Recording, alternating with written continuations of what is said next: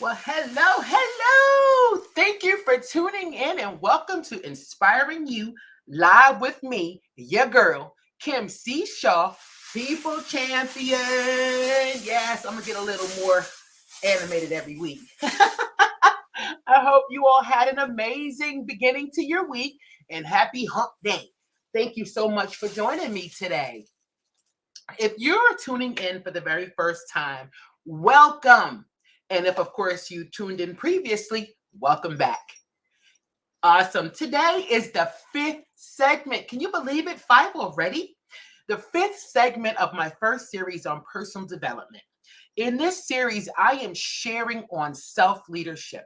Self leadership is really not a subject that's spoken about a lot, which is interesting to me because we talk about being leaders all the time, but we don't talk about how we lead ourselves is so important to be an effective leader. Yes.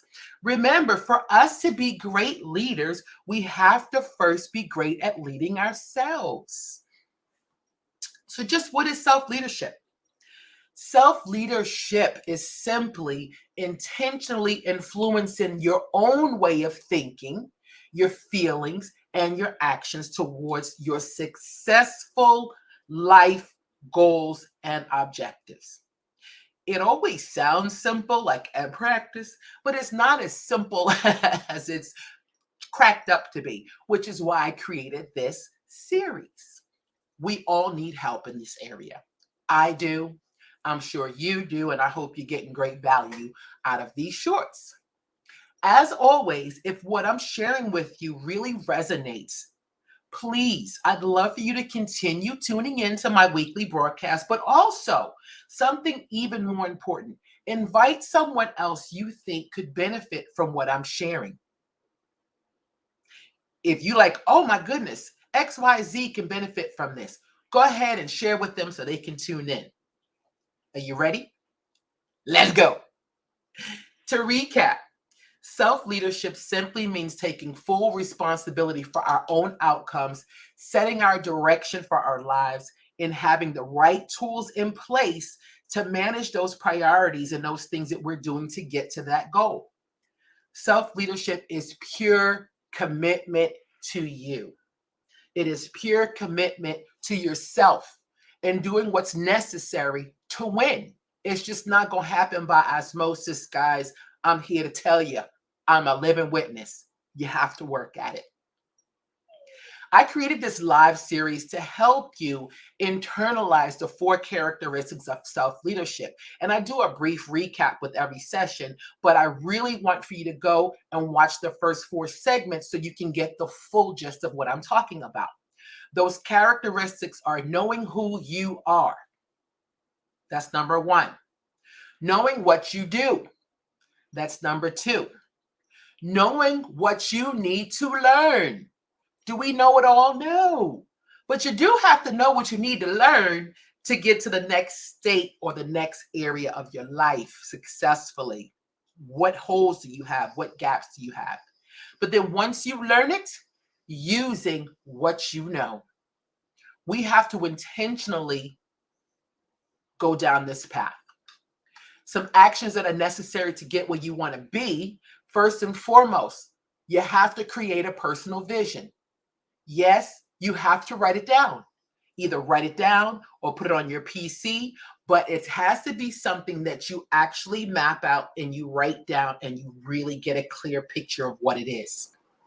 The next thing you do is you set up your 5 to 10 year goals.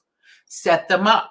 Then you go to your 1 to 2 year goals based on those 5 to 10 year goals.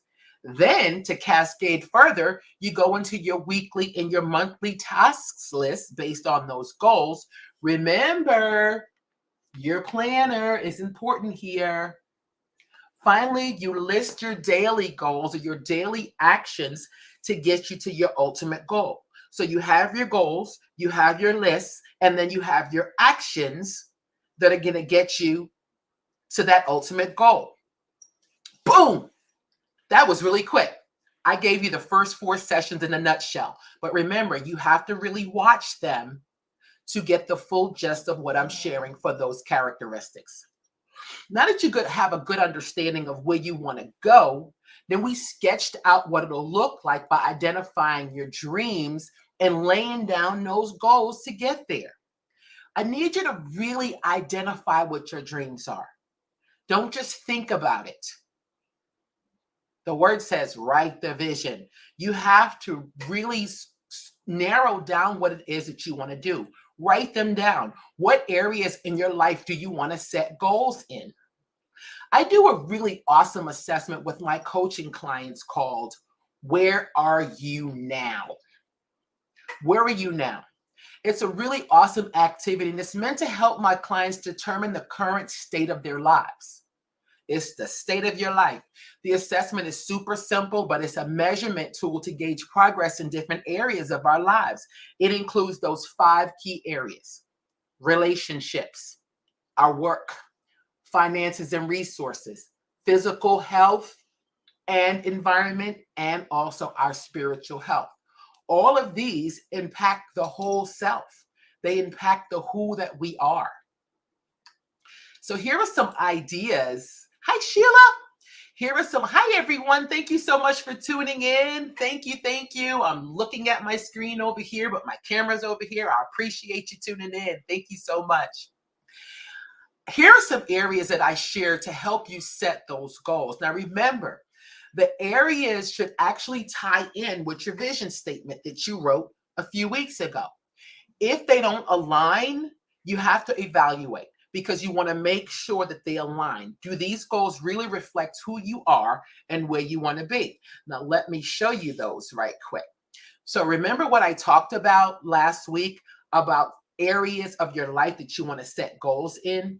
You have here career, income, your business, investments, relationships, things to learn. There are areas that you really want to focus on and think about. If you have hobbies, volunteer activities, these are things in your life that you could set goals around. Now, clearly, some of those things are, they're long term. They may take a little longer to achieve. There are other things that you can do quickly. I know one of my life's goals was I love travel. So I really wanted to travel to climb the highest mountain in Hawaii, and I'm going to do it. And then some of them are, you're going to be able to achieve sooner. All right. Now that's the spirit. Now that you have all those areas identified, each objective should really be broken down into small but achievable goals that are going to help you get to where you want to go. You do not take everything in a big chunk, because it can really get overwhelming. It can really get to a point where you're like, okay, this is just too much and I cannot do it. Your SMART goals. Remember, we talked about SMART goals, and I know in your career, we all have heard about SMART goals. Goals should also have spirit. That's my thing that I added to the goals. Spirit. I know SMART goals are specific. They're measurable. They're achievable. They're realistic, and they're time bound. But when you add spirit to those goals, this is what it looks like. Yes, they need to be specific. Be specific about what you do not want to achieve. You really have to be specific about both sides of that, because sometimes you can get caught up in doing things that you really don't need to do or really don't add value to the goals that you're trying to achieve. The P in my SPIRIT acronym is reward yourself at different points in the goal, especially if it's a really long-term goal and you have increments of things that you've satisfied. So say, for instance, I know I'm working on my doctorate. I haven't, I'm on pause at the moment, but with each class and with each success that you get, you got to celebrate that thing. Give yourself some prizes. I like to buy books. I love to read stuff. So that's a celebration, and that's a prize for me. The I in my spirit is individual. Something that's super important is the goal has to be something that you want to do, not something that somebody else wants you to do. I used an analogy last week where, I think you see things like this on TV. I don't know if anybody has ever experienced this, but you have a parent who is so heck set on their child being a doctor, but the child has no desire on anything that has to do with medicine. They want to do astrophysics, or something completely different, but they're doing it because they want to please their parents. Guess what? That's not going to last. They're going to eventually drop out, disappoint themselves and their parents. So that individual goal has to be something that you want to do. The next thing is to review. The R is review your progress. You want to review your progress periodically. What's the purpose of going and driving towards a goal that you're not progressing to where you need to go? Does that goal still make sense? Does it still fit in with my vision? Am I stuck? Do I need to adjust certain parts of that goal? Do I need to work with a coach? You just might. Girl, I can help you out with that. The next one for spirit is inspiring. It needs to be inspiring. Frame your goal around positivity. Make sure your goal is going to be fun to accomplish. Let's face it. Life, yes, life is not always fun, but life is what you make of it. We can't always control what happens in our lives, but we can control how we react to it. So celebrate even failures. I do that. I keep that in my head because I know that I had a learning opportunity from that failure. So inspiring, that goal needs to be inspiring. That's the I in my spirit. And finally, you definitely have to make sure it's time bound. Give yourself a deadline. That's part of the SMART acronym as well. Give yourself a deadline to achieve that goal. I always use this because I've heard this one before and we've probably all done it. I'm going to lose 20 pounds. Yes, I'm going to lose 20 pounds. I'm so excited about these 20 pounds. However, I didn't say when I was going to lose those 20 pounds. Guess what? I can be losing the same 20 pounds for the rest of my life. But if I say I'm going to lose 20 pounds in 90 days, I know that I have increments to see if I'm still on track, to see if I'm achieving, if I'm working towards achieving that goal in 3 months, I will have lost that 20 pounds. Boom, success, celebration. Boom. We have gone a long way.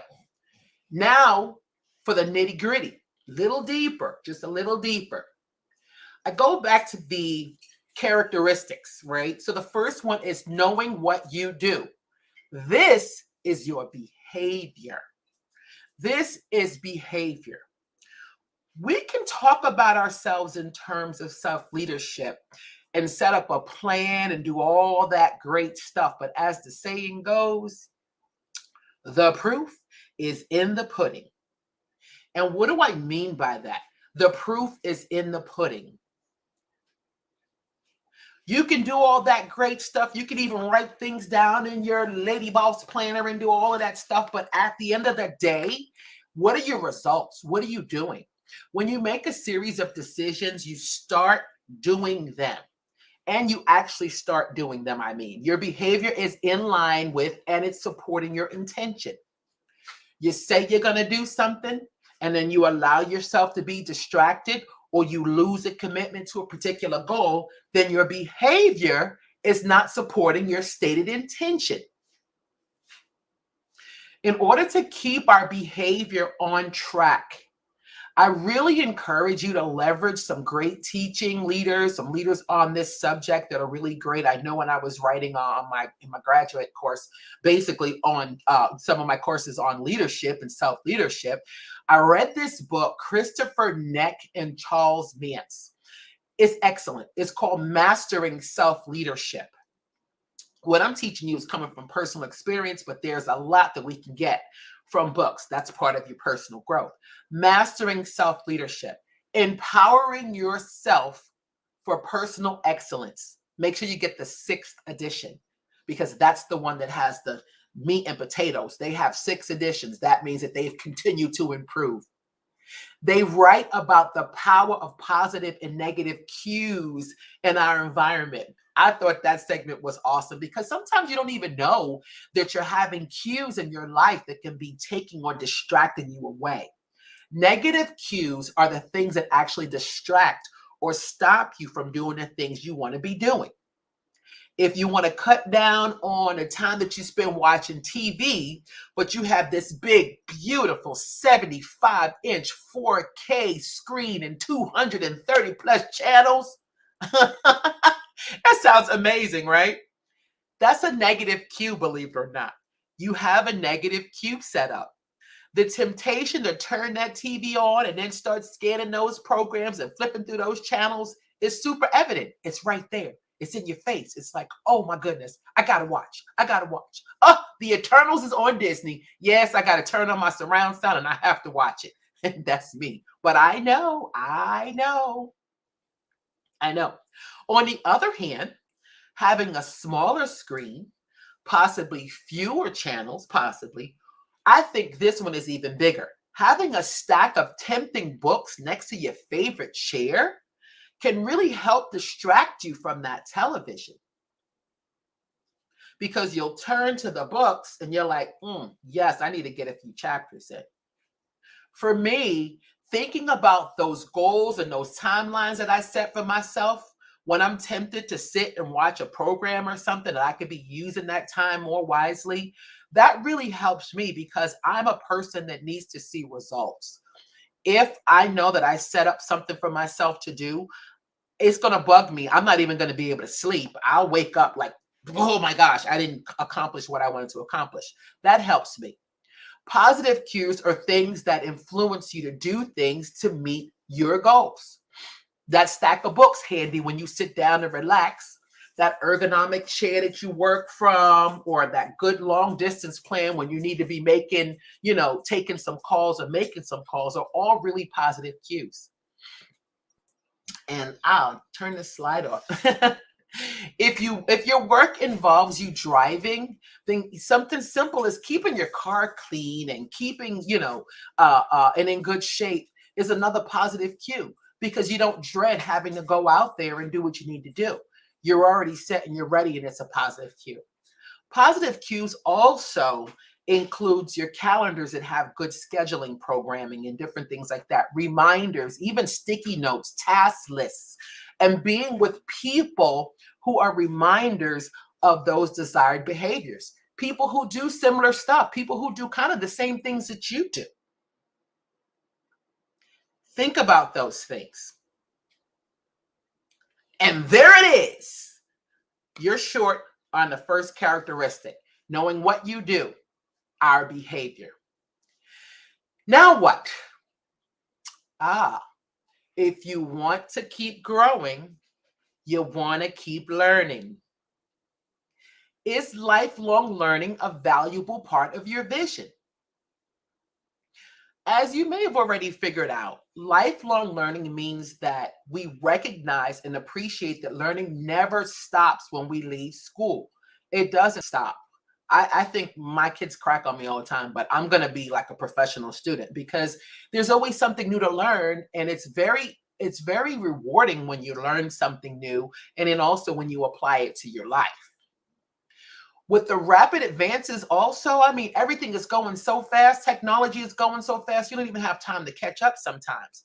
We have opening up even more so with the technology, our international relationships. So we have a lot to learn. The global economies spreading out, doing everything. Like I'm about to speak on a conference in Nigeria. I'm so excited. So much more to learn. The ability to learn and continue to seek knowledge, that those things are essential aspects of our lives today. So think about that. Lifelong learning is a part of self-leadership. It is a commitment by self-leaders to seek knowledge continuously. Ba-boom, guys. We've made huge strides on our journey to self-leadership to this point. I'm so excited that you decided to join me, right? You got to go back and watch the other 4 episodes because I really dig deep into the things that I talked about briefly today. Tune in next week where I'll be sharing further on lifelong learning, developing productive learning plans, and a whole lot more. I'm going to keep doing it, guys. What an awesome time I had sharing again this short session with you, as always. My PSA, if you were able to glean some really good nuggets to get yourself thinking more on your self-leadership, or using this information to help somebody else grow, awesome. I'm cheering you on. I thank you. I'm cheering you on. Please share with someone. Also, be sure to tune into my next session for some more on self-leadership. Like I said, I'm going to be digging in even deeper. Of course, as with many other entrepreneur organizations, my company, Inspiring You, we thrive and we grow best by word of mouth. If you're enjoying your experience with me, please don't keep me a secret. Tell somebody. Tell somebody. Share with 3 to 5 businesses or people you believe would benefit from my expertise. I got a whole lot to offer, guys. As always, I'm here to support you. Also, remember, go to YouTube, LinkedIn, Facebook, Instagram, Twitter. Follow me. You can also learn more about what I do and how I can help you and or your organization. Be sure to visit Inspiring You. It's www. You see it on the screen? www.inspiringyou.world to review my many resources for personal and professional enrichment and development, and to book a complimentary leadership assessment and discovery session. You guys, again, as usual, were awesome. Thank you so much for tuning in. I'm so glad to see you all on screen. Thank you so much. And you have an amazing rest of your day. And I will see you next week. Bye-bye.